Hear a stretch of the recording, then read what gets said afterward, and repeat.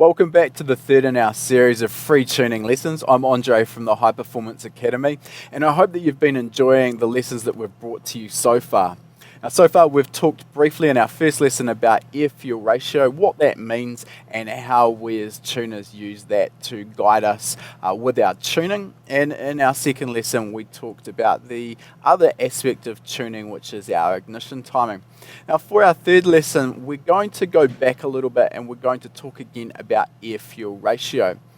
Now, we're going to look today at how the air-fuel ratio affects both the power that our engine makes as well as the reliability. And a little bit of that comes down to some of the myths and perhaps misunderstandings that are really rampant out there in the tuning industry. And one of those myths is that if we want to make the most power possible out of our engine, then we need to run the engine at the leanest possible air-fuel ratio. And when we say a lean air-fuel ratio, that means that we're not mixing with as much fuel with the incoming air.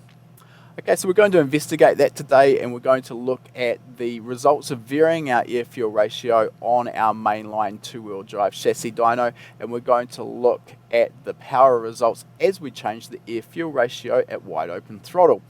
First though, let's take a step back, and I'll just reiterate some of the points we discussed in our first lesson about air-fuel ratio. Now remember that it's the amount of air, or more correctly, the amount of oxygen that's entering our engine that defines the amount of power that we can produce. Our job as a tuner is simply to match the correct amount of fuel to mix with that air. So from the tuner's perspective, there's not really a lot that we're doing with the fuel delivery that influences the power that the engine makes, provided we get the air-fuel ratio approximately correct. Now, remember again from our first lesson, there's two real reasons why as we increase the load on the engine, or in other words, as we apply more throttle and ask for more power from our engine, there's two reasons why we're going to start adding some additional fuel, or and alternatively, while we're richening the air-fuel ratio. The first of those is when we're at wide open throttle, we obviously want maximum power from our engine. And under those turbulent conditions with high airspeed, what we want to do is make sure that all of the oxygen entering the cylinder is properly mixed with fuel, and hence can be combusted correctly. Now, if we do that, that's going to allow us to make maximum power out of our engine. The other part that's really critical, and this is really what we're going to be talking about today, is under wide open throttle, we end up with much more fuel and air being burned in the combustion chamber. So the combustion temperature, the temperature of the gases in the combustion chamber, the temperature of the combustion chamber itself, and the piston top all get a lot hotter. And that heat, if we don't control it, can be very damaging to our engine. So what we're doing is we're using some of that additional fuel from our richer air-fuel ratio to help control the combustion temperature, and that is the key to the reliability of our engine. So before we get too much further into the technical aspect of it, we're going to lay down a base run now with our Nissan 350Z. Now for this particular lesson, we're using our Nissan 350Z again. This time it's fitted with a Haltech Platinum Pro plug-in ECU.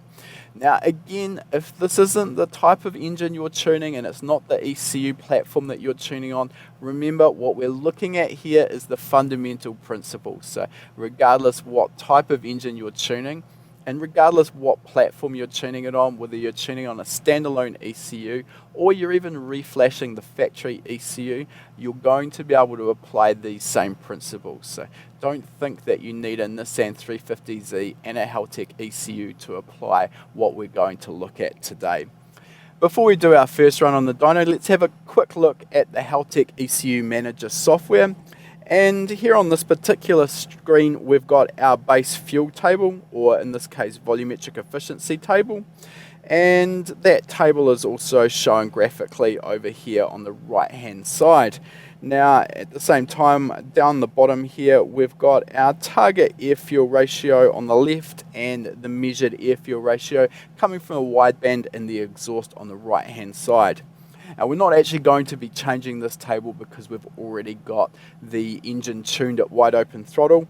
Now if we click on our target AFR table here, we've got a target air fuel ratio table, which is the air fuel ratio we're going to want the engine to be running. And what I've done is I've highlighted the areas at wide open throttle and I've set them all to 13.0. So that's going to be our target air fuel ratio for our first test. Now it's important to note, if you've looked at our other two lessons so far, the configuration of these tables is around the other way to the two ECUs we've looked at so far. In this case, in the Haltech, we've got RPM on the vertical axis and we've got our manifold pressure on our load axis up here on the horizontal axis. And it's this area out on the right hand side that we're going to be at during wide open throttle running. So let's get our engine running and we'll see what we end up with a target air fuel ratio of 13.0.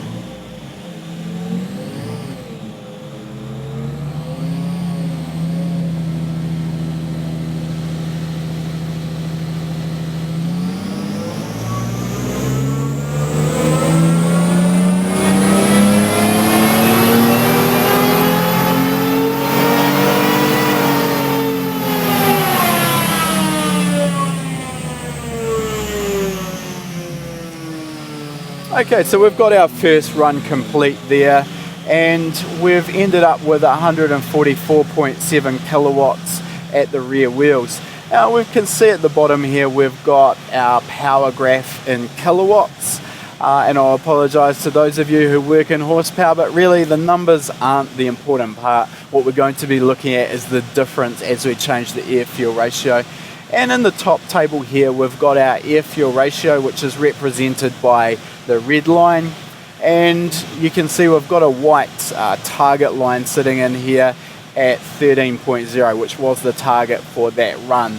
And you can see throughout the run our measured air fuel ratio sits very close to that target, which is exactly what we wanted to see. And it's important to mention at this point as well, when we are talking about air fuel ratio with tuning, we don't ever have a rock solid steady number. We're always going to see a little bit of variation or fluctuation in that air fuel ratio. So when I say I'm targeting 13.0 to 1, in this case I'd be quite happy with that measured air fuel ratio being plus or minus about 0.1. So anywhere between 13.1 and 12.9. Okay, let's drop back into our laptop software now, and for our second test what I'm going to do is I'm going to highlight again the whole wide open throttle area of the running, and I'm going to now target a air fuel ratio of 12.5 to 1. So that's a richer air fuel ratio. Now for the same amount of air we're going to be adding additional fuel. So we'll save our first run and we will give it a name of 13.0 just so we can reference it nice and easily after we've finished the 3 runs. Now we'll start our second run now and we'll see what sort of results we get with a richer air fuel ratio.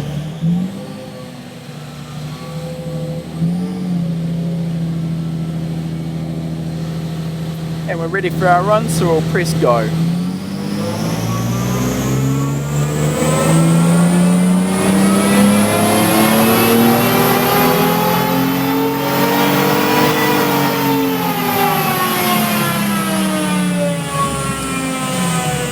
Okay, so that's our second run there complete, and our power this time is 145.7 kilowatts at the rear wheels. Again, you can see on the dyno our red line here, which represents our measured air fuel ratio, is now tracking very close to our target of 12.5 to 1. Remember, the white line on this graph represents 13 to 1.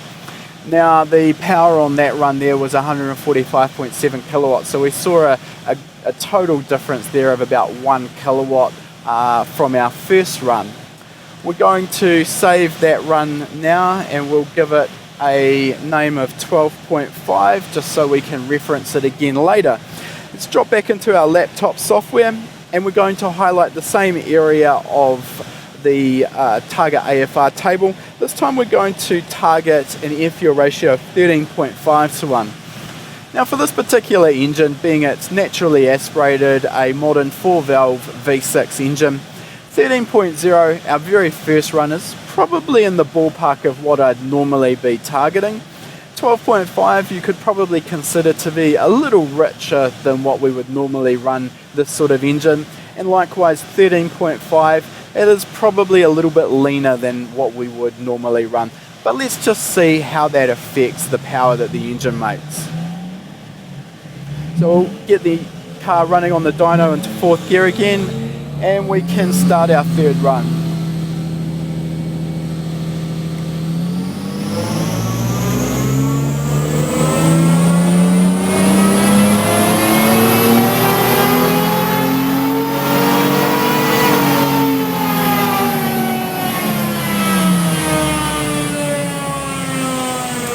Right, so that's our 3rd run complete now. And for this run, we've got a measured power at the rear wheels of 144 kilowatts. And let's just save that run now. And what we can do is analyze the 3 runs together. We'll overlay them all over the top. You can see that up here on the top graph, we have our power in kilowatts at the rear wheels. And below that, we have our measured air-fuel ratio for the 3 runs.